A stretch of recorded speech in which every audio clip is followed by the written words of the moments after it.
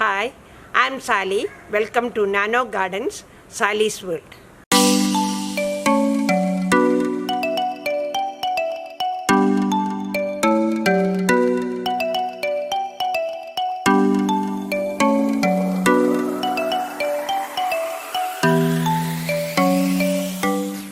ഇന്ന് നിങ്ങോട്ട് നോക്കിക്കേ, എന്ത് ഭംഗിയുള്ള പൂക്കളാന്ന് കണ്ടില്ലേ?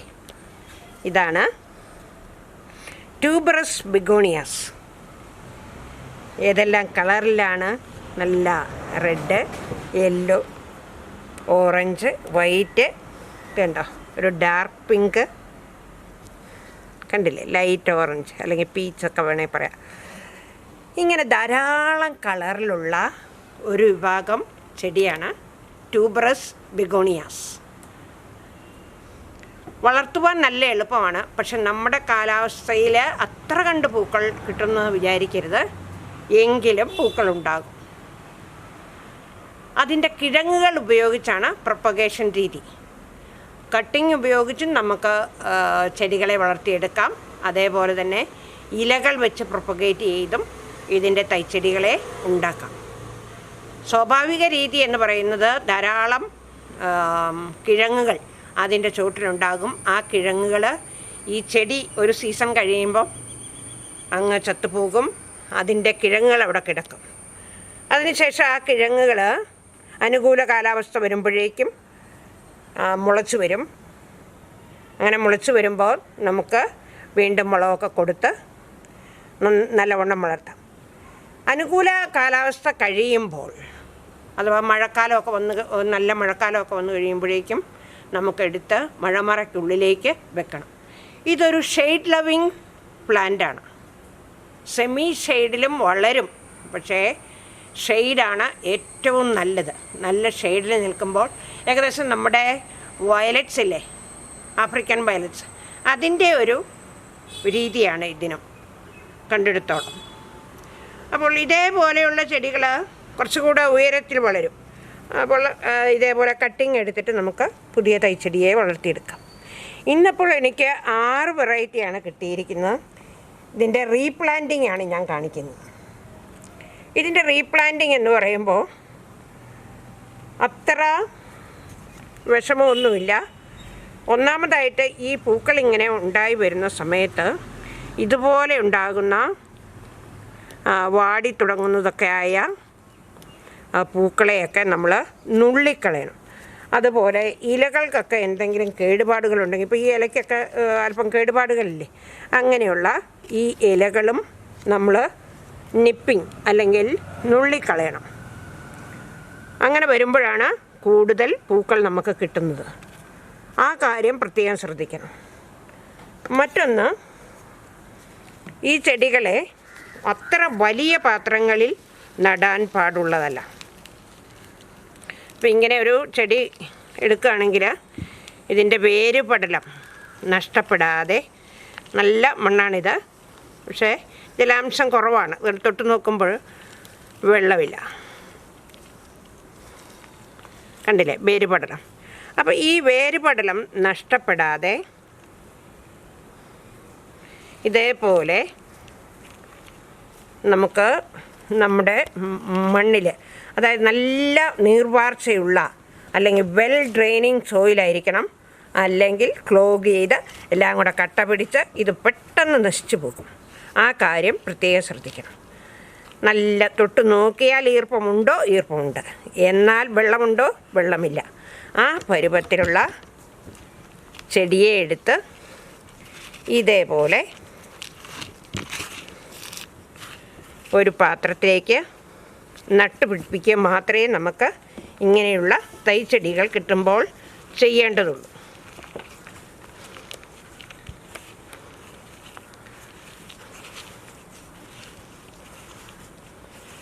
കണ്ടല്ലോ. ഇനി ഞാൻ ഒരു ചെടിയും കൂടെ, 1-2 ചെടിയും കൂടെ നടാം, ബാക്കി പിന്നീട് നടാം. ഇത് കണ്ടോ, ഇപ്പോൾ ഇൻറ്റീരിയറിൽ വെക്കാൻ നല്ല ചെടിയാണിത്. അപ്പോൾ ഇൻറ്റീരിയറിലേക്ക് ഞാൻ ഒരു ചെടി തിരഞ്ഞെടുക്കുകയാണ്.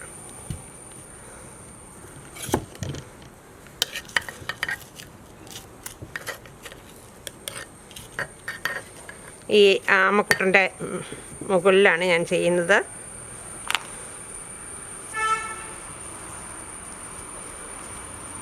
ഈ മഞ്ഞ ആയിക്കോട്ടെ.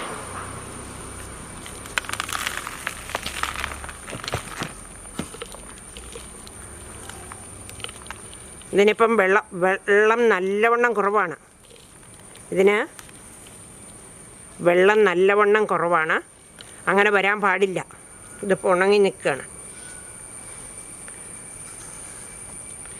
ഒരിക്കലും ചെടിക്ക് ആവശ്യത്തിന് വെള്ളമില്ല. നമ്മൾ വെള്ളവും ഭക്ഷണവും കഴിക്കുന്നുണ്ടെങ്കിൽ നമ്മുടെ മനസ്സ് ഈ ചെടികളോടൊപ്പം എത്തണം. അവർക്കും മിണ്ടാൻ പറ്റില്ല എന്ന് വിചാരിച്ച് നമ്മളവരെ അവഗണിക്കാൻ പാടുള്ളതല്ല. ഞാനിവിടെ ഇല്ലായിരുന്നു, മഴക്കാലമാണെന്ന് കരുതുകയും ചെയ്തു. അതുകൊണ്ട് നനയ്ക്കാൻ പ്രത്യേകിച്ച് ആരെയും ഏൽപ്പിച്ചിട്ടില്ലായിരുന്നു. പക്ഷേ കണ്ടില്ലേ, ഉണങ്ങിപ്പോകാൻ പാകത്തിനായിട്ടില്ല, എന്നാലും ജലാംശം കുറവാണ്. അപ്പം ഇങ്ങനെ നമുക്ക് ഉള്ളിലേക്ക് ഇതേപോലെ സെറ്റ് ചെയ്ത് നമുക്ക് വെക്കാൻ സാധിക്കും ട്യൂബറസ് ബിഗോണിയാസിനെ. അതേപോലെ ഹാങ്ങിങ്ങിലേക്ക് ഇടാൻ സാധിക്കും. അപ്പോൾ ഹാങ്ങിങ്ങിലേക്ക് വേണ്ടി നമുക്ക് ഒരെണ്ണത്തിനെ സെറ്റ് ചെയ്യാം.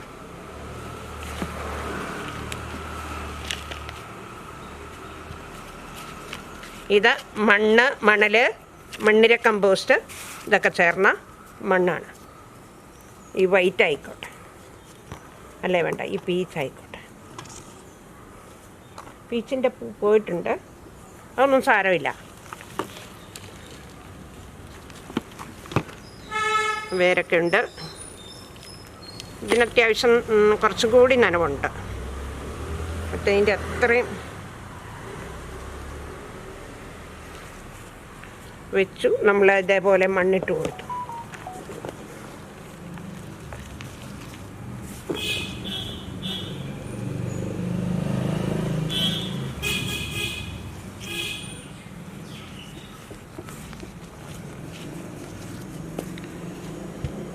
വെച്ച് കൊടുത്തു.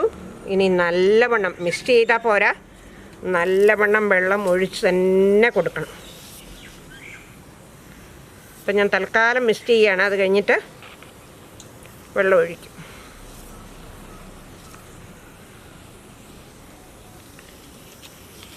ബിഗോണിയകൾക്ക് വാട്ടർ അധികം വേണ്ട കേട്ടോ.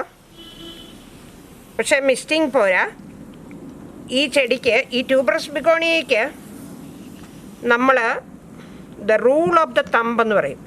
ഇങ്ങനെ ഈ തമ്പ് കൊണ്ട്, ഇതിപ്പം ഞാൻ ഗ്ലൗസ് ഇട്ടിട്ടുണ്ട്, ഗ്ലൗസ് ഇല്ലാതെ നമ്മുടെ തമ്പ് കൊണ്ട് ഇങ്ങനെ തൊട്ട് നോക്കണം. തൊട്ട് നോക്കുമ്പോൾ ഒരു ഈർപ്പം ഫീൽ ചെയ്യുന്നുണ്ടെങ്കിൽ വെള്ളം ഒഴിക്കണ്ട. ഈർപ്പം ഫീൽ ചെയ്യുന്നില്ലെങ്കിൽ വെള്ളം ഒഴിക്കണം.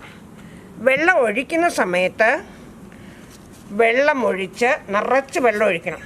വെള്ളമൊഴിച്ച് വാർന്നു പോകാനിട വന്ന് മെല്ലെ മണ്ണ് കുറേശ്ശെയായിട്ട് ഉണങ്ങാൻ തുടങ്ങും. വീണ്ടും ഈ ജലാംശം തീർന്ന് വറ്റിയെന്ന് കാണുമ്പോഴാണ് അടുത്ത പ്രാവശ്യം നനയ്ക്കേണ്ടത്. അപ്പോൾ റൂൾ ഓഫ് ദ തമ്പ് എപ്പോഴും മനസ്സിലുണ്ടായിരിക്കണം. ഒരു വിരൽ തൊട്ട് നോക്കിയാൽ ഈർപ്പമുണ്ട് എന്ന് തോന്നുന്ന പരുവത്തിലായിരിക്കണം ട്യൂബറസ് ബിഗോണിയയുടെ ജലാംശത്തിൻ്റെ കണക്ക്. നല്ല പൂക്കളുള്ള, വളർത്താൻ നല്ല എളുപ്പമുള്ള, ധാരാളം പൂക്കൾ തരുന്ന ഈ ബിഗോണിയകൾ മറ്റ് രാജ്യത്തെ അത്രയും പൂ ഉണ്ടായില്ലെങ്കിലും പൂക്കൾ ഉണ്ടാകും, അതുറപ്പാണ്. അപ്പോൾ ഈ പൂക്കളെ ഒന്ന് പരീക്ഷിക്കാം. ഈ സീസൺ കഴിയുമ്പോൾ ഇതിൻ്റെ വിത്തുകളും നമുക്ക് കിട്ടുകയും ചെയ്യും. അതിൻ്റെ ഒപ്പം തന്നെ കമ്പുകളെടുത്ത് നമുക്കൊന്ന് പ്രൊപ്പഗേറ്റ് ചെയ്യാം. അതേപോലെ ഇലകൾ വെച്ചും പ്രൊപ്പഗേറ്റ് ചെയ്യാം. ഷെയ്ഡ് ലവിങ് ആണെന്ന് പറഞ്ഞു, വെള്ളം നനയ്ക്കേണ്ട രീതി പറഞ്ഞു, അതേപോലെ തന്നെ പ്രൊപ്പഗേഷൻ രീതി എങ്ങനെയൊക്കെയാണെന്ന് പറഞ്ഞു, റീപ്ലാന്റ് ചെയ്യുമ്പോൾ ഉപയോഗിക്കേണ്ട മണ്ണിൻ്റെ കാര്യം പറഞ്ഞു. അപ്പോൾ എല്ലാ കാര്യങ്ങളും തന്നെ ഇതിൽ ഉൾപ്പെട്ടിട്ടുണ്ട്. അത് മാത്രമല്ല, ബിഗോണിയെക്കുറിച്ച്, റെക്സ് ബിഗോണിയ, കെയിൻ ബിഗോണിയ, ഇതിനെക്കുറിച്ചെല്ലാം ഞാൻ വീഡിയോ ഇട്ടിട്ടുണ്ട്. അതേപോലെ തന്നെയാണ് ഈ ബിഗോണിയാസിൻ്റെ പരിപാലന രീതികളും. ഇതിന് കുറച്ചൊരു പ്രത്യേകതയുള്ള എന്നാന്ന് വെച്ചാൽ ഷെയ്ഡിൽ മാത്രമാണ് വളരുന്നത്. ആ കാര്യം പ്രത്യേകം ശ്രദ്ധിച്ച് പരിപാലിച്ചാൽ ഈ ചെടി നമുക്ക് വളർത്തിയെടുക്കാം. കണ്ടല്ലോ, എല്ലാവർക്കും ഈ വീഡിയോ ഇഷ്ടമായി എന്ന് കരുതുന്നു. ഈ വീഡിയോ ഇഷ്ടമായെങ്കിൽ നിങ്ങൾ ലൈക്ക് ചെയ്യുക, കൂട്ടുകാർക്കൊക്കെ ഒന്ന് ഷെയർ ചെയ്യുക. സബ്സ്ക്രൈബ് ചെയ്യാതെ കാണുന്നവരുണ്ടെങ്കിൽ ഒന്ന് സബ്സ്ക്രൈബ് ചെയ്ത് സപ്പോർട്ട് ചെയ്യുക. Thank you for watching.